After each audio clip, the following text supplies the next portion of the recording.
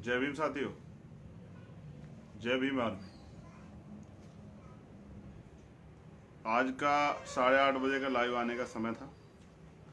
मैं लाइव हूँ। बहुजन समाज में जन्मे सभी महापुरुषों को नमन करते हुए तथागत गौतम बुद्ध, परम पूजनीय बाबा साहब ज्योतिबा फूले,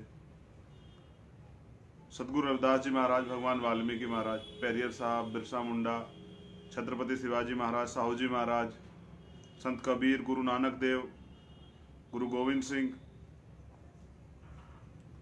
जितने भी महापुरुष हुए हैं सबको नमन करते हुए, शहीद उधम सिंह, शहीद भगत सिंह और मेरे आदर साहब काशीराम को नमन करते हुए मैं लाइव आया।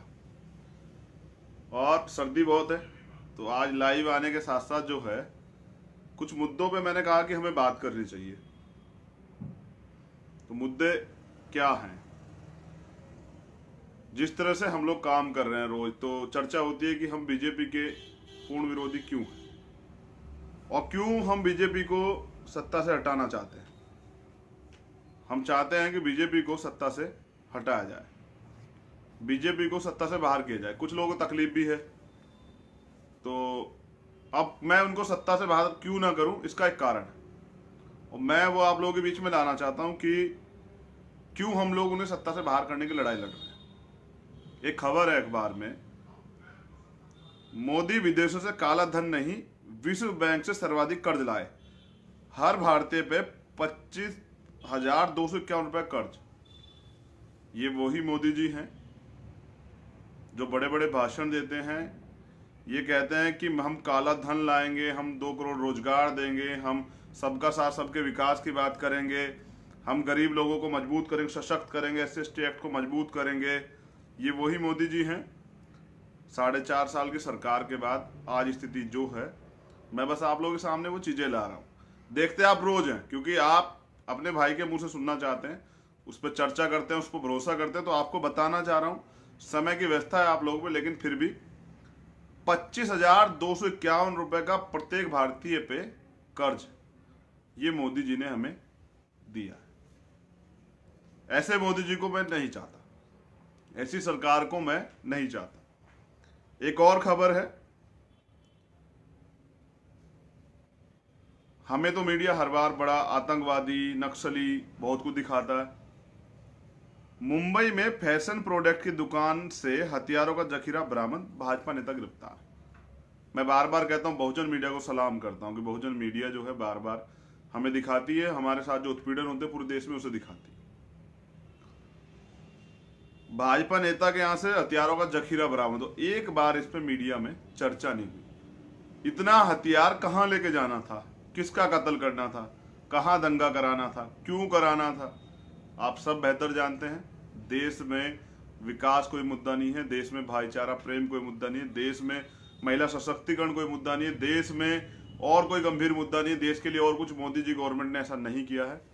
तो दंगा एक बड़ा मुद्दा है जिससे ये लोग सत्ता में आ सकते हैं। राम मंदिर एक बड़ा मुद्दा इन लोगों ने बनाया है जिससे लोग सत्ता में आ सकते हैं।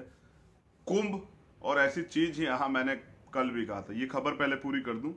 तो ऐसे नेताओं पे भाजपा क्यों रासुका नहीं लगती, क्यों उनको जेल नहीं भेजा जाता, क्यों उनको नजरबंद नहीं किया जाता, सवाल ये।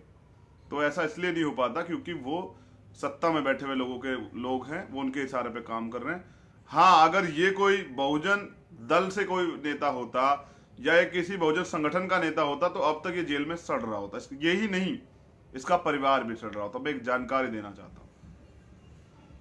अगर बहुजन समाज के किसी व्यक्ति द्वारा कोई गलती हो जाए, कोई मामला ऐसा पुलिस के पास चला जाए, तो उसके पूरे परिवार को पुलिस उठा के बंद कर देती है। 2 दिन, 4 दिन, 6 दिन रखती है, जबकि कानून यह है कि 24 घंटे में चालान करके उसको जेल भेजना पड़ेगा। 24 घंटे से ज्यादा रखना इलीगल है, लेकिन फिर भी उसको रखा जाता है, प्रेशर बनाया जाता है। लेकिन जब बहुजनों को, दलितों को, पिछड़ों को, ट्रांसजेंडरों को, मुसलमानों को न्याय देने की बात है, तब ये नियम छिप जाते, तब इस पे कोई चर्चा नहीं होती। तो ये देश की न्याय व्यवस्था है। एक घटना है दैनिक भास्कर में 18 तारीख में, शिमला से करथा मेले में नरगिस का फूल दलित की गोद में जा गिरा तो भीड़ ने उसे पीट डाला। आप उसी देश में जी रहे हैं जिसमें लोकतंत्र है, कॉन्स्टिट्यूशन है, कॉन्स्टिट्यूशन की वजह से देश चलता है। लेकिन एक फूल अगर किसी दलित की गोद में गिर जाए और इस वजह से उसको पीटा जाए तो बड़े शर्म की बात है। जानवरों से प्रेम होता है, जानवरों की पूजा की जाती है, पत्थरों की पूजा की जाती है। चलिए आप मान सकते हैं, कल कीजिए पूजा, हो सकता है उसमें कहीं भगवान हो सकता है वो आपकी कोई सुनवाई कर ले, लेकिन एक इंसान की उसकी क्या गलती रही होगी कि फूल उसकी गोद में गिरा और उसको पीटा गया? कहाँ है प्रशासन? क्या कार्रवाई हो रही है? क्या उन लोगों को रोका जा रहा है? ऐसे धार्मिक कर्मकांड रोके जा रहे हैं जिसकी गलती की वजह से, जिस वजह से ये व्यक्ति पिटा। ये इस देश का न्यायिक सिस्टम है। पहले तो मुकदमा नहीं दर्ज होता। मैं तो खुद बहुत सारी पूरे देश में जो मामले होते हैं, मैं अभी आपका ध्यान भी आकर्षित करूंगा, मैं तो खुद इस चीजों को समझता हूँ। पहले तो मुकदमा दर्ज नहीं होता, रेप होने के बावजूद भी 40-40 दिन FIR दर्ज नहीं होती। थाने में आप FIR लिखा जाओ तो दरोगा जी पकड़ के बिठा लेंगे। दरोगा जी इस तरह से व्यवहार करें जैसे क्रिमिनल हो। कैसे हुआ, किसने किया, क्यों किया, झूठा तो नहीं है, सच्चा तो नहीं है, कोई पैसे का मामला तो नहीं, रंजिश तो नहीं है। अरे इतना संवेदनशील मामला, जांच करो ना भाई, मुकदमा लिखो, जांच करो। बिना मुकदमा लिखे कहते हैं कि जांच करेंगे। जैसे IIT रुड़की वाला मामला था, FIR नहीं बनी, FIR लॉन्च नहीं हुई, कप्तान साहिबा ने कहा कि हम जांच कर SIT बना दी। अपराधी को बचाने के लिए SIT की बात कर रही हैं, बिना मुकदमा लिए कौन सी जांच कर रहे हो भाई?